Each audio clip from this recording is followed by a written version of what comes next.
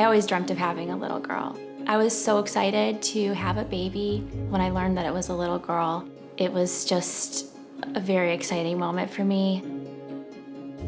We were asked whether we wanted to do genetic carrier screening by our doctor. Missy had the genetic screening done. She had tested positive for a hearing loss gene, which we were both very surprised by because there's no history of hearing loss or deafness in the family. They had me do the test as well, and that came back positive as well, which was an even bigger surprise to both of us. Jan and I are carriers of the Connexin 26 gene, which means that our children have a 1 in 4 chance of having hearing loss. A couple days after Sonia was born, our daughter had not passed the hearing screen. There are a lot of potential reasons why infants may not initially pass the hearing test. When we went to see the ear, nose, and throat specialist, we were told that Sonia likely had just fluid in her ears and that she couldn't hear, and so he didn't recommend that she get hearing aids. We saw an audiologist, and she told us that Sonia was deaf based on a more sophisticated hearing test, and that she needed hearing aids yesterday. Every single day that Sonia was without hearing mattered.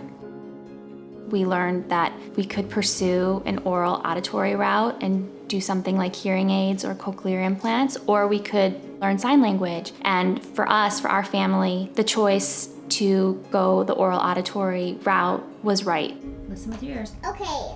Ooh, Ooh, Good job. Okay.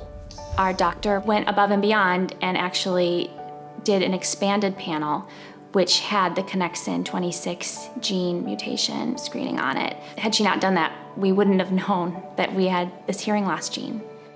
It definitely helped to have the genetic testing done in advance because that helped us to deal with it in a timely way.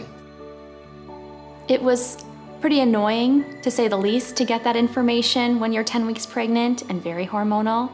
But now I'm so thankful that we had that information and that we could act on it as soon as Sonia was born.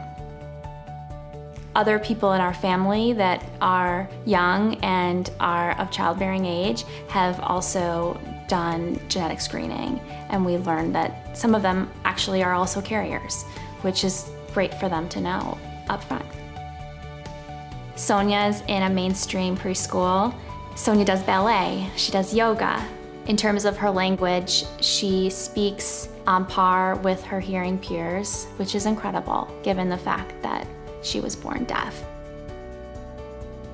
Having more information and putting aside your own emotions about something and doing what's best for your child, I think that makes you a good parent.